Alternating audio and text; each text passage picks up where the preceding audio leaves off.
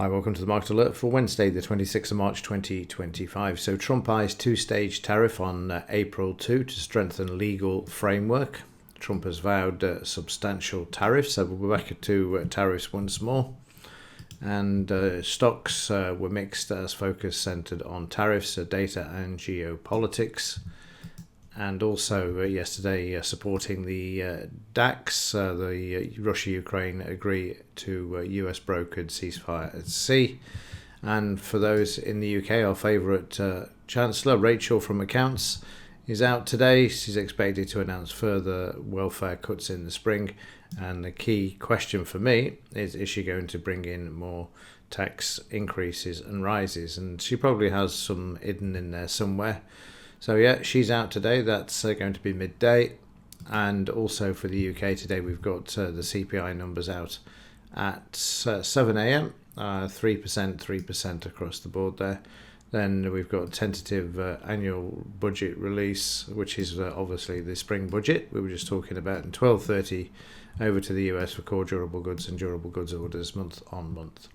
Right, let's have a look at the markets from yesterday and kick off with the Dow. So in the Dow yesterday, see there we've got a very narrow day, and also we've got resistance at that 200 MA which we spoke of yesterday. Market is starting to look a bit weak overnight there, as well as it starts to turn down. So in the 30-minute chart, you can see there a choppy session for yesterday. That's the cash market opening at 130, 89% retracement, market down all the way down to the DP, and then before the close the market being brought back, and overnight currently we're below the close and the DP, but trying to find a bit of support there at the 50 EMA. So April the 2nd next week is going to be very, very important. In fact, that makes it 30th is on Saturday, so 2nd Tuesday is when these tariffs come into force. Let's have a look at the German DAX. So in the German DAX, we're getting to a bit of a sideways move here as well. Yesterday the market up, blistering day to the upside, but that was predicated on the peace deal. Well, the peace deal at sea for the Ukraine-Russian war. Overnight prices slightly lower, struggling with yesterday's high, but don't worry about that because we're not that far away, which you can see. Yesterday the market put on a significant number. Let's just have a look. We have 100 there, 200 there, 300 there, 300 and nearly 400 points, 350 points. Going back to the previous day's high, which was Monday's. Market then pulling back, which you can see there to the 200 MA, where you can see the buying coming in there, and then the market making its way up. And overnight prices sideways to lower. Well, we've got the 50 EMA there, and we've also got the DP there if the market does pull back initially. It needs to get back above the close to get back above and hit the high, which you can see there. But at the moment, if we look at the daily chart once more, you can see we're stuck in a sideways move, and the market is looks about 62, bang on 62% retracement there. The golden ratio, where the market's finding resistance and traded to during yesterday. In the S&P 500, also very quiet for yesterday as well. You can see a narrow, very narrow range for the S&P 500, and again, the same as the Dow. Market up, back down, back up before the close, and then down on the overnight at the DP at the moment. Well, at the 50 EMA is where it's finding support. It's just gone through the DP. It needs to take this out. Let's have a look at the UK 100. Rachel from Accounts. Let's see what impact she's going to have on the market today when she speaks at midday. You can see there that yesterday the market was up, and there was some decent volume there as well. Green volume, I wouldn't say it was decent, it's not above the average. So again, stuck in a sideways move, waiting to see what she's going to do. 30-minute chart, market was up, as you can see there, then declined after being brought up with the European markets, particularly the DAX, and overnight just sitting at the DP level at the moment. In the US dollar, it continues to remain sideways to higher, so expect some impact on the metals. Yesterday they were allowed to move, so let's have a look at those. So silver was allowed to move up yesterday. You can see there moving up quite nicely, but we do have a problem, and this is going to be a major problem. I'm just going to draw it in for you. The market has got to go through that $34 level, which is also not just a psychological area, but also an 89% retracement as well. So if it doesn't break that, then we start doing this once more back to the downside.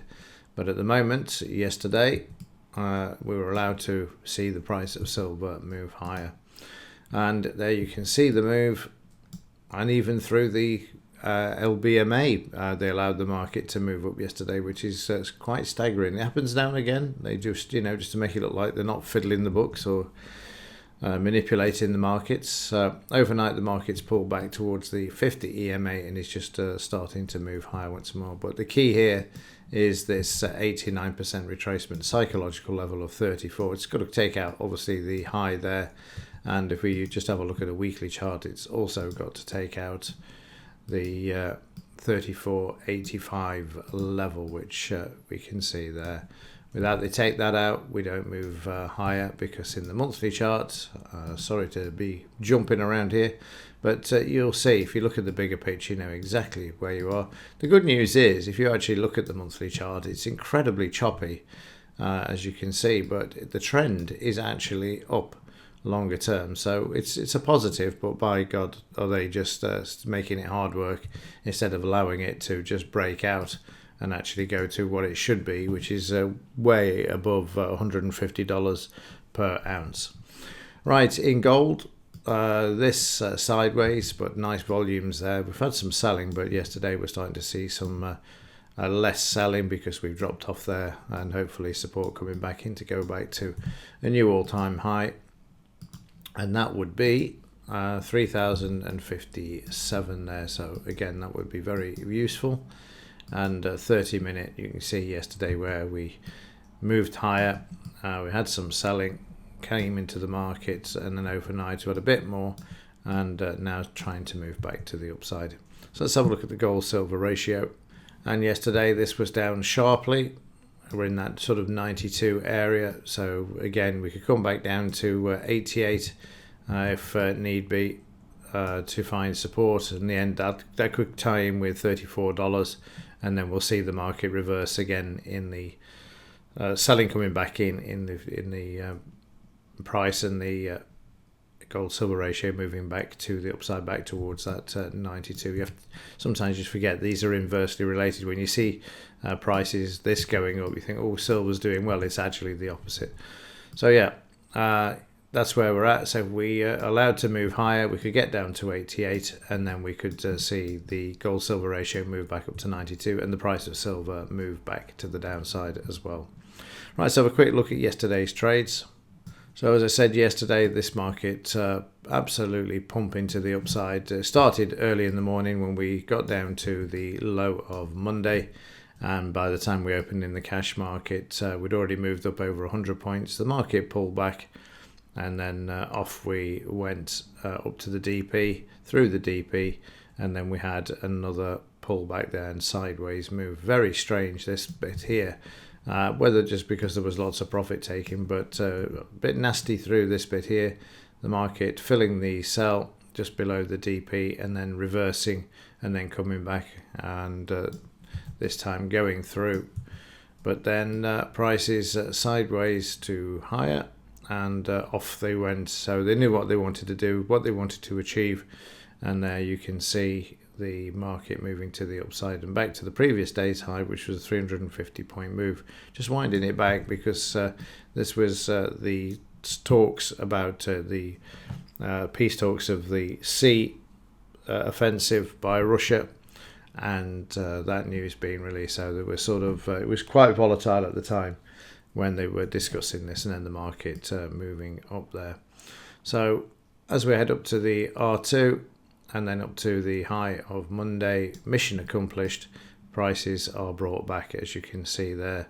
And again, we start the afternoon with a potential buy. The market then reverses and does exactly the same thing as it did earlier in that sideways move, but then just break to the downside to the 200 MA. Has another shakeout down there. That's not uncommon. to see this, where the market, you think, oh, it's found support, but they have another shakeout, just to make sure, take all the stops out from those that are below the 200 MA, and then bring the market back up. And then stuck in another sideways move. Again, another loser there, but then we get the next run to the upside there before the market pulls back as we go past the close of 4 p.m. And then once again, off we go all the way back up to the high, just never stopped as the deal was confirmed. The peace deal was confirmed there, and all the way back up. So let's have a look at where we are overnight. And currently we're moving down. But it did this yesterday morning, traded down to the low, found support, and then moved up 350 points. But we're not that far off the high of yesterday. To get down to the low is going to take some doing, unless they really want to sell off. It's 100, 200, 300 points, and given yesterday was a 350 point move, they can move it that sort of number in any direction. But it's more likely to be to the upside, and like I say, there's the high, as you just need to get back through these averages, the close, the psychological level, and then we're back at the high. So there we go. Let's see what happens today. We've got the UK CPI numbers at 7 a.m.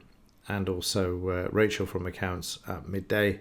And then the Trump tariffs is not a week on Tuesday, it is this coming Tuesday.